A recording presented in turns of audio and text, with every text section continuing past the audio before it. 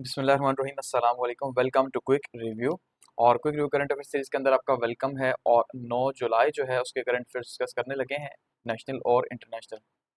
और ये हमारा जो जुलाई है उसका लेक्चर 6 है। ठीक है, तो सबसे पहले हम बात करेंगे जी, पाकिस्तान और टर्की जो है उन्होंने फैसला किया है कि भाई वो स्पेशल इकोनॉमिक जोन जो है वो इस्टेब्लिश करेंगे कराची के अंदर। तो पाकिस्तान टर्की के लिए जो है वो स्पेशल इकोनॉमिक जोन कराची के अंदर सेट करेगा, जहाँ पे सिर्फ टर्किश जो बिजनेसमैन है उनको वहाँ पे अपॉर्चुनिटीज दी जाएंगी। ठीक है, नेक्स्ट हमारे पास है स्टेट बैंक जो है वो पायलट प्रोजेक्ट जो है वो डिजिटल करेंसी का जो है लॉन्च करने जा रहा है। गवर्नर साहब स्टेट बैंक के ये कह रहे हैं। तो डिजिटल करेंसी में एक और स्टेप है, आगे बढ़ने की कोशिश है, बहुत अच्छी जो है वो कोशिश है। नेक्स्ट बात करते हैं जी, इसराइली ऑफिशियल्स जो हैं वो ये कह रहे हैं कि 80 to 90% जो है वो गजा की डील जो है, सीज फायर डील, वो कंप्लीट हो चुकी है। तो कुछ अभी जो इश्यूज हैं वो बाकी हैं, लेकिन हम जो है वो इसे बहुत जल्द जो है फाइनल कर लेंगे। इसको डिस्कस करेंगे। नेक्स्ट जो है वो डीजीएसपीआर साहब ने अल जजीरा को एक इंटरव्यू दिया, उसके अंदर उनका कहना था कि जो नेशनल सिक्योरिटी एडवाइजर है इंडिया का, अजीत डोवल जो है, जो 2014 से जो है वो एडवाइजर है, तो ये एक्चुअली में असल में पाकिस्तान के अंदर जितनी भी टेररिज्म होती है उसका जो आर्किटेक्चर है, ठीक है जी, जो आर्किटेक्ट है, चीफ आर्किटेक्ट, वो यही है। तो एक इल्ज़ाम लगाया पाकिस्तान ने उनके ऊपर। नेक्स्ट बात करते हैं, चाइनीज़ जो चीफ है, एयर चीफ, वो पाकिस्तान में मौजूद हैं और उन्होंने जो पीएफ है उनके जो सरबराह हैं उनको बड़ी उनकी तारीफ़ की है और कहा है कि भाई हम आपसे सीखना चाहते हैं, आपकी जो परफॉर्मेंस थी इंडिया पाकिस्तान कॉन्फ्लिक्ट में वो बहुत शानदार रही है। नेक्स्ट हमारे पास है यूरोपियन जो हीट वेव है, ये जो अभी रिसेंट हीट वेव रही, आपने देखा कि 2 जुलाई से जो है उसमें कुछ कमी आई है। तो उसमें 2300 लोगों की जो है वो अमवात हुई हैं और ये क्लाइमेट चेंज की वजह से जो है कहा जा रहा है, ये सारा सिलसिला हुआ है। इसको डिस्कस करेंगे। नेक्स्ट जो है वो सऊदी अरेबिया और ईरान की जो है वो फर्स्ट टॉक्स हुई हैं इस वॉर के बाद। ठीक है, और यहाँ पे जो है बातचीत की जा रही है कि किस तरह से ईरान को इस मुश्किल टाइम से, क्राइसिस से निकाला जाए और सऊदी अरेबिया क्या जो है वो रोल प्ले कर सकता है इस टाइम पे। नेक्स्ट बात करेंगे, इंडिया जो है वो क्या पाकिस्तान का जो पानी है या पाकिस्तान के दरियाओं का जो पानी है उसे रोक सकता है या नहीं, इसको डिस्कस करेंगे। अल जजीरा के अंदर एक पूरी रिपोर्ट इसकी आई हुई है कि भाई अगर वो रोक सकता है तो कैसे, और क्या रोक सकता है या नहीं रोक सकता। ठीक है, तो इसको डिस्कस करेंगे हम। ये हमारे पास आज के जो है करंट अफेयर्स हैं। तो स्टार्ट करते हैं। सबसे पहले बात करते हैं जी क्रिप्टो करेंसी के हवाले से, कि जिस तरह तेजी से दुनिया बदल रही है और एआई जो है वो जिस तरह से आगे बढ़ रही है, तो एक्चुअली में हर मुल्क ही कंसर्न है कि किस तरह से वो ये जो नई डिजिटल करेंसी है इसको कैसे अडॉप्ट करेगा। तो उसमें हम देख रहे हैं जो स्टेट बैंक है, जो उसके गवर्नर साहब वो कह रहे हैं भाई state bank to launch pilot for digital currency. ठीक है, गवर्नर साहब ये कह रहे हैं, 9 जुलाई की जो है ये न्यूज़ है।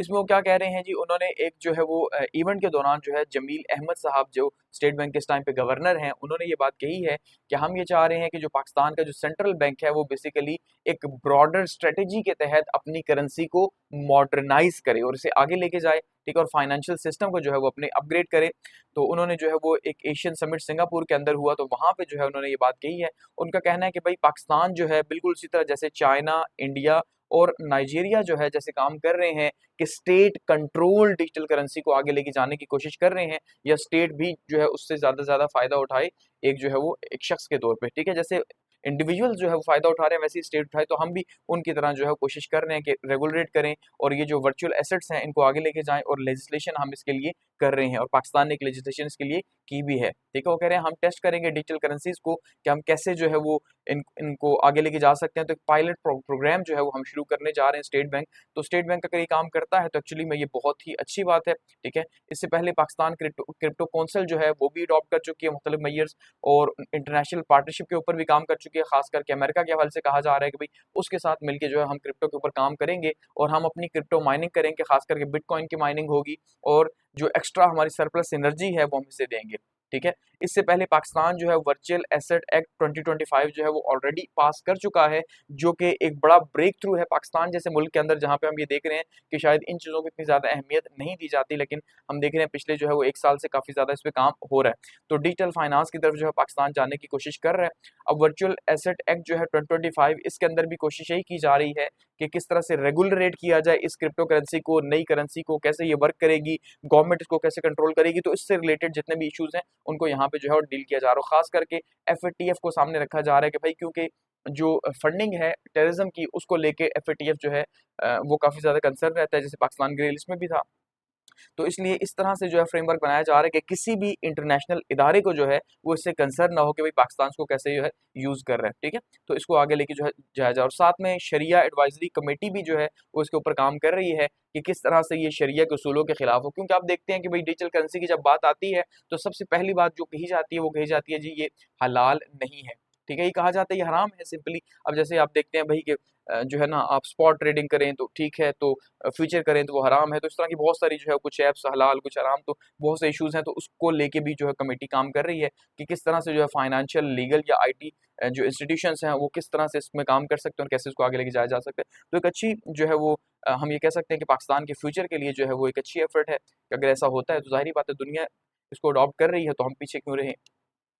नेक्स्ट हमारे पास है जी कि पाकिस्तान जो है वो होस्ट कर रहा है टर्की को, ठीक है। जो पाकिस्तान के जो प्राइम मिनिस्टर साहब है, फॉरेन प्राइम मिनिस्टर साहब, डिप्टी सॉरी प्राइम मिनिस्टर साहब हैं, इसाक डार साहब, ठीक है, उन्होंने जो है वो 9 जुलाई को होस्ट किया है जो टर्की के फॉरेन मिनिस्टर हैं उनको, और वो ये कह रहे हैं कि भाई पाकिस्तान जो है वो टर्की के लिए इस्टेब्लिश करेगा स्पेशल इकोनॉमिक जोन, और टर्किश जो इंटरप्रेन्योर्स हैं उनको यहाँ पे स्पेस दी जाएगी। अब हम देख रहे हैं इंडिया पाकिस्तान वॉर के बाद से जो है वो पाकिस्तान और इंडिया या पाकिस्तान और चाइना के जो रिलेशंस हैं वो एक नेक्स्ट लेवल पे जा रहे हैं, एक ट्रस्ट जो है वो बिल्ड हुआ है, वो उससे पहले भी तुर्की के साथ पाकिस्तान के अच्छे ताल्लुकात थे, लेकिन शायद इसमें अब हम ये देख रहे हैं कि कुछ चीज़ें काफ़ी ज़्यादा तेज़ी से आगे बढ़ रही हैं, ठीक है। तो अब पाकिस्तान जो है वो क्या कह रहा है जी कि हम जो है वो स्पेशल इकोनॉमिक जोन बनाएंगे कराची में, लेकिन उसमें कोई और बिजनेसमैन जो है वो उसको हम नहीं देंगे स्पेस, सिर्फ वो टर्की वालों के लिए होगा कि टर्किश बिजनेसमैन आए। तो ये बहुत बड़ी बात है कि हम पाकिस्तान के अंदर एक मिनी टर्की अगर बनाना चाह रहे हैं, या टर्की की जो है वो एक इंडस्ट्री अब तर्किया है तो तर्किया की अगर इंडस्ट्री यहाँ बनाना चाहते हैं तो अच्छी बात है।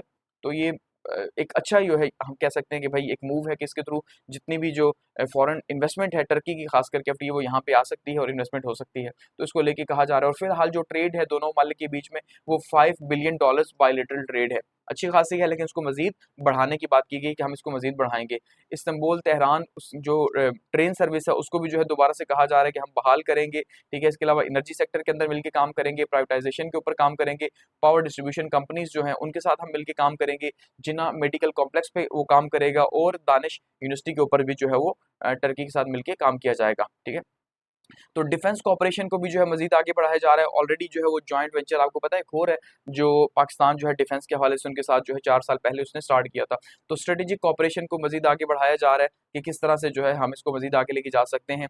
तो ये कहा जा रहा है कि भाई टर्की की तरफ से कहा जा रहा है कि पाकिस्तान का ये विजडम ओरिएंटेड फैसला है कि भाई वो रीजनल कॉन्फ्लिक्ट को कैसे लेके चल रहा है, या जो हमारी पार्टनरशिप हो रही है तो अब इसमें माइनिंग में, ऑयल में, गैस प्रोजेक्ट्स के अंदर, ठीक है, हिस्टोरिकल, कल्चरल और हर लिहाज से अब ये कह रहे हैं कि हम मजीद अपने जो ताल्लुकात हैं उसको आगे लेके जाएंगे। तो अच्छी बात है अगर इस तरह से ब्रेक थ्रू होता है पाकिस्तान और टर्की के रिलेशंस के अंदर, तो ये दोनों के लिए ही जो है वो बेनिफिशियल है।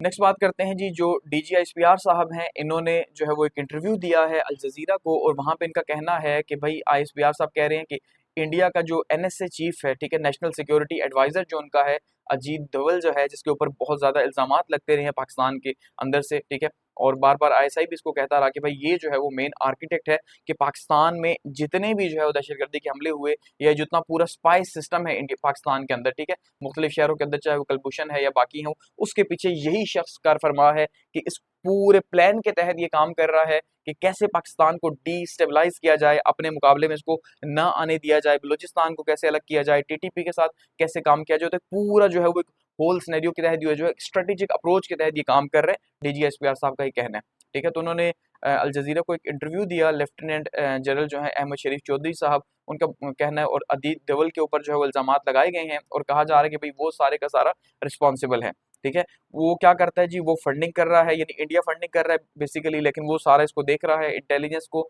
देख रहा है, ठीक है जी, और ऑपरेशनल सपोर्ट प्रोवाइड कर रहा है किसको, फितनातुल ख्वारिज को और फितनातुल हिंदुस्तान को, ठीक है। इसी तरह से वो कह रहे हैं कि भाई इंडिया की एक स्ट्रेटेजी है, और वो स्ट्रेटेजी क्या है कि डीस्टेबलाइज करना पाकिस्तान को, और इसलिए डीस्टेबलाइज करना ताकि जो है पाकिस्तान कमजोर हो और इस रीजन के अंदर जो है वो इम्बैलेंस बना रहे, ठीक है। इम्बैलेंस का फायदा ये है कि अल्टीमेटली जो है वो इंडिया ऊपर रहेगा, यानी कि उसका वजन ऊपर रहेगा ना, अल्टीमेटली वो ऊपर रहेगा और पाकिस्तान जो है वो नीचे दबके रहेगा। तो इसलिए वो कह रहे हैं कि भाई वो स्ट्रेटेजिकली इंडिया जो है जानबूझ के ऐसा कर रहा है ताकि जो है पाकिस्तान कमजोर रहे और वो इसको आगे लेके चले। अब दूसरी साइड वो ये कह रहे हैं कि भाई जो पाकिस्तान के अंदर हमारे पास जो कन्फेशंस हुई हैं, जो हमने कैप्चर किए हैं मिलिटेंट्स वगैरह, उनकी जो कन्फेशंस हैं, उनके जो बयानात हैं, ठीक है, वो इसी तरह से कुलभूषण जाधव का उन्होंने कहा कि जैसे हमने वो पकड़ा बलूचिस्तान से, तो ये सब जो है इनके ताने बाने मिलते हैं इंडिया से, और हमें पता है कि भाई वो फंडिंग कर रहे हैं, सब कुछ कर रहे हैं। तो इंडिया जो है वो उसकी एक लॉन्ग स्टैंडिंग पॉलिसी रही है। कहते हैं जैसे उन्होंने 1971 में जो है वो मुक्ति बाहिनी को की मूवमेंट को सपोर्ट किया, और जिस तरह से उनको सपोर्ट करके बांग्लादेश बनाया, इसी तरह से हम ये देख रहे हैं कि भाई उसके बाद मुसलसल पाकिस्तान में दहशतगर्दी रही है। तो ये जो है वो पाकिस्तान की तरफ से या आईएसपीआर की तरफ से जो है, यानी फौज की तरफ से आप ये कह लें, एक इल्ज़ाम लगाया गया है इंडिया के ऊपर। ठीक है, वो कह रहे हैं भाई हम दोनों न्यूक्लियर आर्म स्टेट्स हैं, लेकिन हमें नज़र आ रहा है कि हमारे जो हालात हैं वो फ्यूचर में भी कुछ ज़्यादा अच्छे नहीं होने जा रहे। ठीक है, तो ये इसका मतलब ये है कि पाकिस्तान और इंडिया के बीच में शायद अभी फ़िलहाल कोई ऐसी होप नहीं है जो हम कह सकें नेगोशिएशंस हों या कोई डील हो इन फ्यूचर, ऐसा हमें दिखाई नहीं देता, क्योंकि जो ब्लेम गेम है वो दोनों साइड से ही हम देख रहे हैं। आगे बढ़ते हैं, और जो चाइनीज़ एयर चीफ के मौजूद हैं पाकिस्तान के अंदर, तो वो कह रहे हैं जो पीएफ है बेसिकली पाकिस्तान एयर फोर्स जो है उसने एग्जाम्पलरी परफॉर्मेंस जो है वो दी है इंडो पाक पाक जो वॉर हुई है उसके अंदर, इस कॉन्फ्लिक्ट के अंदर, तो उन्होंने काफ़ी ज़्यादा जो तारीफ़ की है। ठीक है जी, तो China's people liberation air force जो है उनके जो चीफ हैं जनरल वैंग गैंग जो हैं, ये इस टाइम पे मौजूद है पाकिस्तान में। उन्होंने पाकिस्तान एयर फोर्स के जो सरबराह हैं उनसे मुलाकात की, और उनकी जो परफॉर्मेंस थी उसको कहा कि भाई आपकी परफॉर्मेंस बहुत शानदार है। तो अच्छी बात है कि भाई चाइना जैसा मुल्क जो है वो इतना तरक्की याफ्ता, वो अगर हमारी तारीफ़ कर रहा है हमारी एयर फोर्स की, तो इससे हमारे जो एयर फोर्सेस को मुराल जो है वो बुलंद होगा, मजीद दुनिया को मैसेज मिलेगा इससे। ठीक है, तो उनकी मुलाकात हुई है जी एयर मार्शल जहीद अहमद बाबर सिद्धू साहब से, जो पिछले दिनों जो है वो आपको पता है कि मौजूद थे यूएस के अंदर भी। तो इस टाइम पे इनकी काफ़ी डिमांड बनी हुई है, ज़ाहिर बात है यूएस भी कुछ निगोसिएशंस कर रहा है पाकिस्तान के साथ। ठीक है, और वहाँ पे बातचीत चल रही है कि भाई बंद कपड़ों के पीछे कोई ना कोई बातचीत हो रही है, और चाइना भी यहाँ पे बातचीत कर रहा है हमारे साथ। तो अब देखें किस साइड पे हम जो है वो झुकते हैं। तो उन्होंने कहा कि भाई जैसे हमने 6-0 किया है, यानी 6 जहाज उनके गिराए हैं, तो इससे उनका इंटरेस्ट बढ़ा है कि पाकिस्तान की जो एयर फोर्स है वो कैसे काम करती है, किस अंदाज में काम करती है। और वो कह रहे हैं हम मजीद चाहते हैं कि भाई सीनो पाक जो डिफेंस कॉपरेशन है उसको मजीद आगे बढ़ाया जाए, ट्रेनिंग के हवाले से, टेक्नोलॉजी शेयरिंग के हवाले से हम मजीद चाह रहे हैं, और हम पाकिस्तान एयरफोर्स से सीखना चाहते हैं। तो ये पाकिस्तान के लिए एक बड़ी बात है कि भाई चाइना जैसा मुल्क अगर ये कह रहा है कि हम पाकिस्तान से सीखना चाहते हैं, तो अच्छी बात है ये। ठीक है, तो वो ये कह रहे हैं कि भाई हम मजीद जो है वो एक कॉपरेशन को आगे बढ़ाएंगे और मजीद आगे लेके चलेंगे। तो पाकिस्तान एयरफोर्स या चाइना की एयरफोर्स अगर कोलैबोरेट करती है तो एक्चुअली में जो है ये एक शानदार जो है वो रिजल्ट दे सकता है।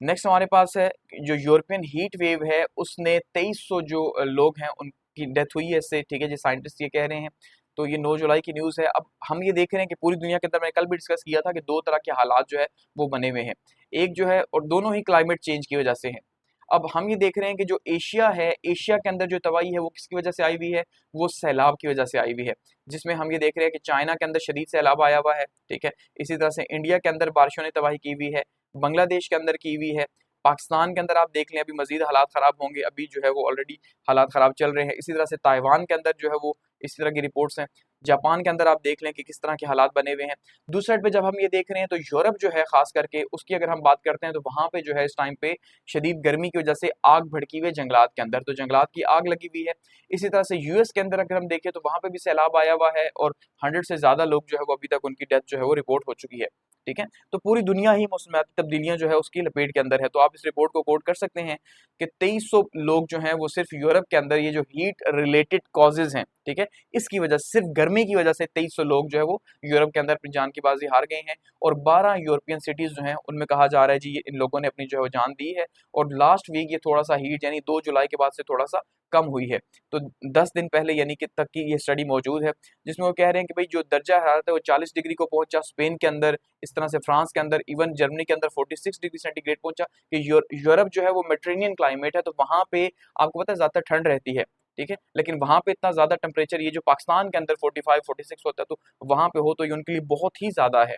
ठीक है, तो 2300 लोग जो है वो इसमें जो है उनकी डेथ हुई है, और 1500 लोग जो है वो इससे मजीद जो है मुतासर हुए हैं, और ये क्लाइमेट चेंज की वजह से हुआ है, और प्योरली 1500 लोग जो है वो क्लाइमेट चेंज की वजह से ही मारे गए, कहा जा रहा है इनमें से। ठीक है,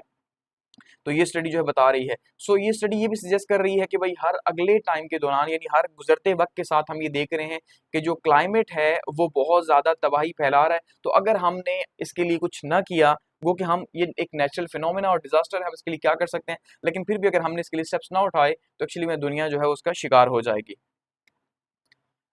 नेक्स्ट हमारे पास है जी, जो इजराइल के ऑफिशियल्स हैं वो क्या क्लेम कर रहे हैं कि 80 से 90% जो है वो गजा की डील सेटल हो चुकी है, but core issues of ending war unresolved, कि अभी तक जो है वो कुछ कोर इश्यूज ऐसे मौजूद हैं जो अभी तक रिजॉल्व नहीं हुए। कोर इश्यूज क्या हैं? बेसिकली कोर इश्यूज में सिर्फ एक इशू है, और वो क्या है कि इसराइल जो है वो ये चाह रहा है कि ये 60 या 90 डेज की पॉज हो, एक आर्जी या टेम्परेरी जो है वो सीज फायर हो, ये चाह रहा है, और इसके ट्रूप्स वगैरह वहीं पे मौजूद रहें, कुछ भी ना चेंज हो, सिवाय इसके कि वॉर रुक जाए और ह्यूमैनिटेरियन जो है वो ऐड और लोग एक्सचेंज हो जाएं, ठीक है, होस्टेजेस एक्सचेंज हो जाएं। जबकि दूसरी साइड हम ये देख रहे हैं कि हमास ये चाह रहा है कि इस वॉर को कम्प्लीटली खत्म कर दिया जाए, अपनी फोर्सेज वापस बुला ली जाएं, हमारी एडमिनिस्ट्रेशन हमें दे दी जाए। जबकि इसराइल का फोकस यही है कि भाई अगर हम इस वॉर को खत्म करते हैं तो उसके लिए सबसे बड़ी कंडीशन हमारी यही है कि गजा का कंट्रोल हम किसी भी सूरत में हमास को नहीं देंगे। तो ये वो पॉइंट है जिसके ऊपर अभी तक फैसला नहीं हुआ, और शायद जो है इसके ऊपर फैसला हो भी ना, तो इसलिए ये वॉर फिलहाल अभी रखने की उम्मीद हम नहीं कर सकते। यहाँ पे कैप नेतन्याहू ने पकड़ी हुई है जिसमें लिखा हुआ है Trump was right about everything, यानी कि ट्रम्प साहब जो हैं वो अक्ले कुल हैं, और वो जो कहते हैं, जो करते हैं, जो सोचते हैं, वो सब जो है उसको ठीक है। तो यानी किस तरह से आप देख रहे हैं जब से ट्रम्प जो है वो अपनी सेकंड टर्म में आए हैं उनको मुसलसल बूस्ट करने की कोशिश की जा रही है। हम ये देख रहे हैं इसराइल की तरफ से, और जो इनकी पार्टनरशिप है नेतन्याहू की और ट्रम्प की जो पार्टनरशिप है वो भी हमें नजर आ रही है कि कितनी शानदार है, कि एक सिक्के के दो रुख हमें दिखाई दे रहे हैं किस तरह से ये काम कर रहे हैं, ठीक है। तो 80 से 90% जो है मामलात कहा जा रहा है कि भाई वो तय पा चुके हैं, और जो कतर दोहा है वहां पे बातचीत चल रही है निगोशिएशंस की, लेकिन अभी तक कुछ इश्यूज जो है वो अनरिजॉल्व हैं। उसमें क्या है कि हमास जो है उसकी डिमांड क्या है कि टेम्परेरी पॉज होना चाहिए, आर्जी होना चाहिए, सॉरी हमास ये चाह रहा है कि भाई परमानेंट हो, ठीक है, परमानेंटली पॉज हो जाए, और जो इसराइल है वो चाह रहा है कि टेम्परेरी पॉज हो, और ये वॉर इसी तरह से आगे जारी रहे। क्योंकि सबसे जो इंपॉर्टेंट इशू है इसराइल के लिए वो यही है कि गजा को उसने हासिल करना है। ऐसा नहीं है कि भाई उसने जो 2 साल की वॉर लड़ी है, अब 2 साल की वॉर के बाद वो फिर से हमास के हवाले कर दे, हमास खुद का बिल्डअप करे और वापस उसके ऊपर अटैक करे। वो कह रहे हैं ऐसा नहीं होगा, जब तक ये नहीं होगा तब तक ऐसा हम वॉर खत्म नहीं करेंगे। ये भी कहा जा रहा है, ये आज की न्यूज़ है, ठीक है जी, लेटेस्ट, के भाई हम ये देख रहे हैं कि रात की जो मुलाकात, क्योंकि 2 मुलाकातें ट्रम्प की हो चुकी हैं नेतन्याहू से, तो कहा जा रहा है जो लास्ट मुलाकात थी उसमें शायद कुछ गर्मा गर्मी भी हुई है ट्रम्प और नेतन्याहू के अंदर, क्योंकि ट्रम्प साहब को इस टाइम पे शदीद बुखार है, किसका जी, नोबेल पीस प्राइज का, वो कि इसराइल ने नॉमिनेट कर दिया पाकिस्तान की तरह नोबेल पीस प्राइज के लिए, ठीक है। तो इसलिए अब उनको नोबेल पीस प्राइज का वो जंग खत्म करवाना चाह रहे हैं, जबकि दूसरी साइड से हम ये देख रहे हैं नेतन्याहू इस बात पे एग्री नहीं है, और वो जंग मुकम्मल तौर पे खत्म नहीं करना चाहते कि उन्होंने जो कंट्रोल हासिल किया वो उनके हाथ से चला जाएगा, क्योंकि उन्हें गजा का कंट्रोल चाहिए। तो अब इसलिए जो है यहाँ पे बहुत ज्यादा इश्यूज बने हुए हैं कि उनका सबसे बड़ा प्रॉब्लम यही है कि भाई अगर इनको निकाला जाएगा तो इन्हें कहाँ भेजा जाएगा, कैसे भेजा जाएगा, कैसे निकाला जाएगा, तो ये इश्यूज बने हुए हैं। लेकिन फिर भी कहा जा रहा है कि फिलहाल टोटल कोऑर्डिनेशन है व्हाइट हाउस की तरफ से और नेतन्याहू के साथ, यानी इजराइल के साथ मुकम्मल कॉपरेशन के साथ चल रहे हैं, लेकिन इन इश्यूज के ऊपर अभी तक जो है मामलात सेटल नहीं हुए। तो अब देखते हैं कि क्या जो है वो फुल जो है वॉर रुकती है या आर्जी सीज फायर। फिलहाल तो हालात जो है वो आर्जी के ही लग रहे हैं जब तक गजा इनके हाथ में नहीं आता, ठीक है। दूसरा, इसके साथ हम ये देख रहे हैं कि इसराइल जो है वो फिलहाल जंगों को बंद करने के लिए वो भी फिलहाल उस मूड में नहीं है, ठीक है। हम ये देख रहे हैं कि लिबनान के अंदर भी मुसलसल जो है पिछले एक हफ्ते से उसके अटैक चल रहे हैं। तो जो आईडीएफ फोर्सेज हैं, इसराइल की डिफेंस फोर्सेज हैं, वो रेयर रेड्स जो है वो कंडक्ट कर रही हैं साउथर्न लेबनान के ऊपर, और हिजबुल्लाह की साइट्स को तबाह कर रही हैं, ठीक है। और इसके साथ साथ हम ये भी देख रहे हैं कि अब लिबनान का अगला नंबर शायद हो पॉसिबली, क्योंकि जो अमेरिका के जो नुमाइंदे खुसूसी हैं जी सीरिया के लिए, वो जो है वो पहुंचे हैं लिबनान, ठीक है। और लिबनान पहुंचे और वहां पे उन्होंने डिमांड की है कि भाई आप हिजबुल्लाह जो है उसको कंप्लीटली डिसआर्म करें, और यहाँ से निकाल सकते हैं तो निकालें, नहीं तो आप इसको डिसआर्म करें कंप्लीटली, ठीक है, कि इनकी स्पेसेस खत्म कर दें, या हम जो ऑपरेशन कर रहे हैं हमें वो अलाउ कर दें। समझ रहे हैं, ये कहा जा रहा है। तो अल्टीमेटली लिबनान जो है वो पहले ही कह चुका है या इंश्योर करवा चुका है कि भाई हम हिजबुल्लाह के साथ सपोर्ट में नहीं आएंगे। समझ रहे हैं ना। तो इसका मतलब ये है कि अभी वो हालात जो पहले हम बाकी फलस्तीन के अंदर देख रहे हैं या गजा के अंदर देख रहे हैं, वो लिबनान के अंदर भी हम देखेंगे कि भाई वहां से अगर वॉर एंड होती है तो यहाँ पे भी ये मुसलसल टारगेट करेगा इसराइल जो है। तो ये दूसरी साइड पे ये न्यूज़ जो है वो चल रही है। नेक्स्ट बात करते हैं जी, सऊदी अरेबिया जो है उसने ईरान के साथ जो है वो बातचीत की है फर्स्ट टाइम, और जो ईरान के जो मिनिस्टर हैं, ठीक है जी, इनकी मुलाकात हुई है मोहम्मद बिन सलमान साहब से, और यहाँ पे इसराइल के साथ जो है वो अब जो डील हो गई है उसके हल से बातचीत की जा रही है। और ये कहा जा रहा है कि जो मोहम्मद बिन सलमान है वो कोशिश कर रहे हैं कि दरमियाना रास्ता निकालने की। तो मोहम्मद बिन सलमान जो है उनसे मुलाकात हुई है जी अब्बास अराक्ची की, जो ईरानियन फॉरेन मिनिस्टर हैं, और उन्होंने बात किया रीजनल स्टेबिलिटी के ऊपर और डिप्लोमेटिक एंगेजमेंट्स के ऊपर, जोर दिया कि मजीद जो है वो हालात ख़राब ना हो, तो डिप्लोमेटिकली आप जो है वो डील वगैरह के हवाले से मान जाएं, ठीक है। तो यहाँ पे जो है बातचीत की जा रही होता है। पहले तो सऊदी अरब और ईरान के ताल्लुकात अच्छे नहीं थे, लेकिन फिर जो है वो इनकी डील करवाई गई चाइना की तरफ से, और अब जो है कहा जा रहा है कि भाई एक दूसरे के साथ उठते बैठते हैं और एक दूसरे की सुनते भी हैं, ठीक है। तो अब यहाँ पे 1000 लोग तो जो है वो शहीद हो चुके हैं ईरान के। अब इसके बाद ईरान क्या मानेगा या नहीं मानेगा, ये बहुत इंपॉर्टेंट है। तो अब इसलिए जो है बीच का रास्ता अगर कोई निकाल सकता है तो वो सऊदी अरेबिया ही निकाल सकता है, क्योंकि अब ये अपने जो रिलेशंस हैं उनको भी देख रहा है इसराइल के साथ कि इन फ्यूचर जो है इसे इसराइल को अल्टीमेटली मानना पड़ेगा, और जो है अगर अमेरिका के साथ से ताल्लुकात रखने हैं तो इसराइल के साथ भी ताल्लुकात रखने पड़ेंगे। तो बीच का कोई रास्ता निकालने की कोशिश की जा रही है कि किस तरह से ईरान को ये बताया जाए कि भाई आप जीरो इन्वेस्टमेंट के ऊपर वापस आ जाओ, ठीक है, और जो है उसके साथ डील कर लो। तो अब देखते हैं ईरान की बात मानेगा या नहीं मानेगा, ये बहुत इंपॉर्टेंट है। और लास्ट पे है जी, ये मोदी साहब हैं, ये जो है वो इंडिया है और इस साइड पे पाकिस्तान है, और मोदी साहब क्या कर रहे हैं कि ये जो डैम के आगे जो स्पिलवेज होते हैं तो ये बेसिकली डैम को जो है वो बंद कर रहे हैं या दरियाओं को बंद करने की कोशिश कर रहे हैं, ठीक है।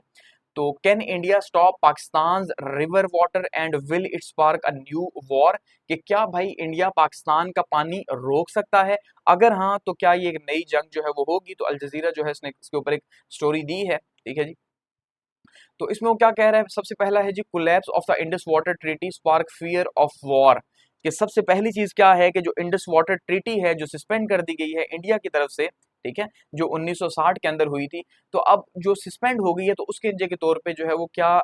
हम ये देख रहे हैं कि वॉर के खतरात पैदा हो चुके हैं। इसमें वो बताता है कि भाई किस तरह से जो है वो अप्रैल 2025 में कश्मीर के ऊपर जो अटैक हुआ उसको लेके इंडिया ने जो है इसको सस्पेंड कर दिया यूनिलेटरली, ठीक है। और इंडिया जो है वो ब्लेम कर रहा है कि पाकिस्तानी बैक ग्रुप्स जो हैं वो इसके रिस्पॉन्सिबल हैं, और पाकिस्तान ने जबकि इसके अगेंस्ट में ये कहा था कि अगर आपने पानी रोका तो हम उसको एक्ट ऑफ वॉर कंसिडर करेंगे, हम ये समझेंगे कि आपने जंग के लिए काम कर दिया, जैसे आप बुलेट फेंकते हैं, मिसाइल फेंकते हैं, तो वैसे ही आपने पानी रोका तो हम इसको यही करेंगे। उसके बाद देखा कि एक छोटी सी शॉर्ट वॉर हुई 4 दिनों की, ठीक है जी, लेकिन अब ये इशू जो है वो ग्लोबल कंसर्न का हो चुका है, ठीक है। तो अब क्वेश्चन ये है कि अगर इंडियन गवर्नमेंट जो है वो डिक्लेयर कर चुकी है कि ये सस्पेंशन जो है वो परमानेंट है, ठीक है, हम इसको लॉन्ग टर्म के लिए रखेंगे, तो क्या न्यूक्लियर नेबर्स जो हैं वो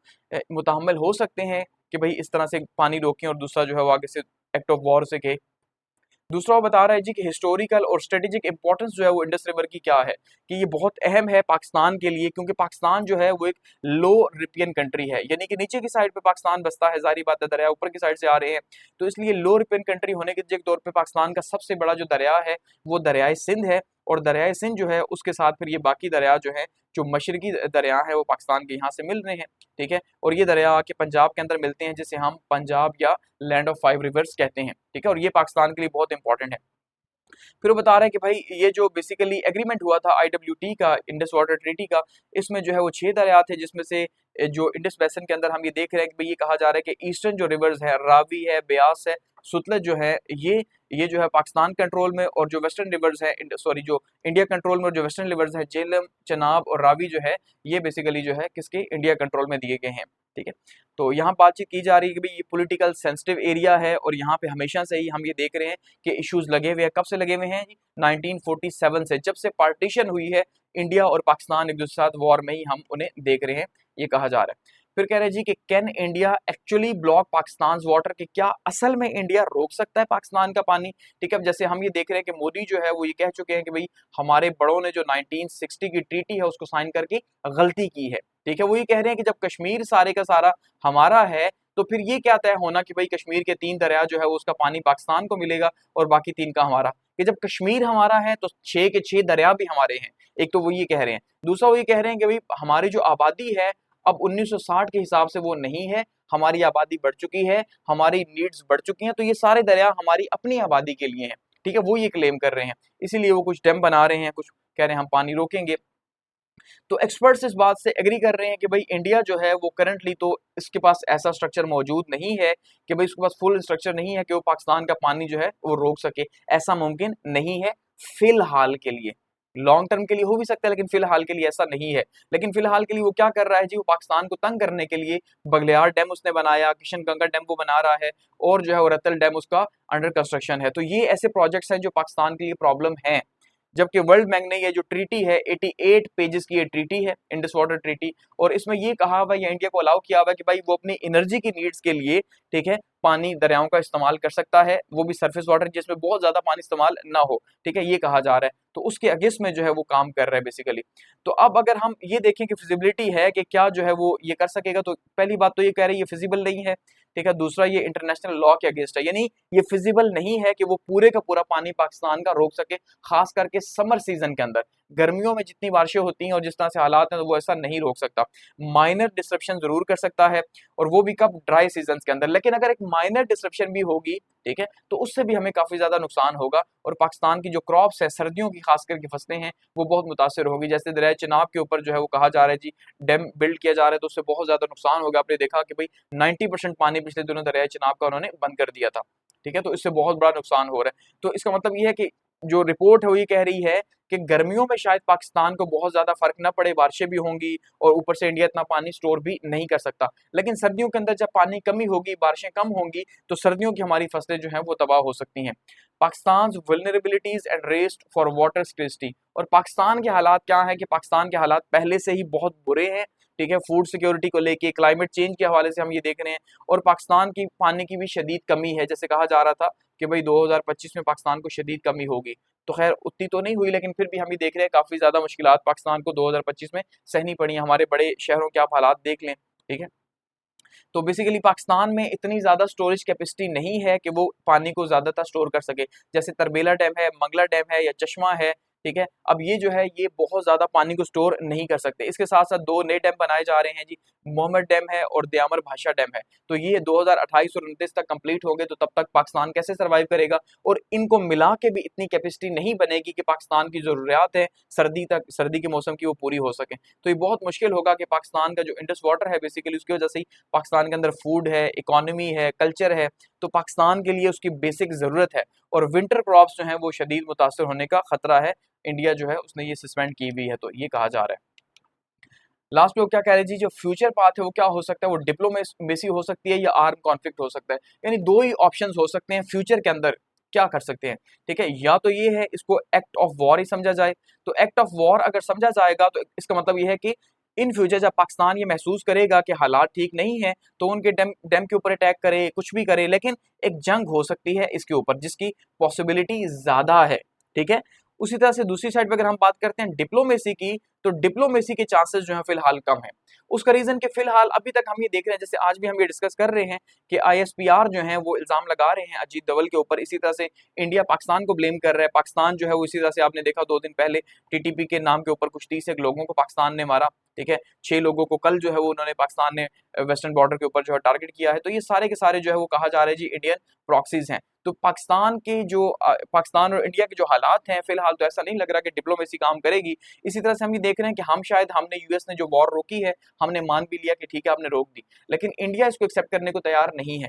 ठीक है, कि भाई हमने यूएस के कहने पे वॉर नहीं रोकी। तो इन चीजों से यही अंदाजा हो रहा है कि इंडिया डिप्लोमेसी में बिल्कुल सीरियस नहीं है। खास करके अगर मोदी की गवर्नमेंट रहती है, तो ये कोई चांस नहीं है कि भाई मोदी जो है वो इतनी शिकस्त के बाद, इतनी मार के बाद पाकिस्तान से बात करेगा, ऐसा नहीं हो सकता, ठीक है। तो अल्टीमेटली हालात फिर से वॉर की तरफ जाएंगे। हाँ, अगर गवर्नमेंट चेंज हो जाती है तो फिर शायद की कोई बातचीत हो जाए और मामला बेहतर हो जाएं, लेकिन फिलहाल तक पहली बात तो ये है कि इंडिया पाकिस्तान का पानी कंप्लीटली नहीं रोक सकता, ठीक है। इस रिपोर्ट से हम एक चीज ये जान रहे हैं। दूसरा ये जान रहे हैं कि अगर वो पानी रोकेगा तो वो किसके अंदर रोकेगा जी, सर्दियों के अंदर रोकेगा, ठीक है, जिससे हमारी जो सर्दियों की फसलें उसको नुकसान पहुंचेगा। तीसरा ये है कि पाकिस्तान के पास अगर वो पानी रोकता है तो कोई इसका अल्टरनेट नहीं है, ठीक है जी। पाकिस्तान के पास कुछ ऐसा नहीं है कि भाई वो उसको अल्टरनेट के तौर पे यूज करके तो अपने पानी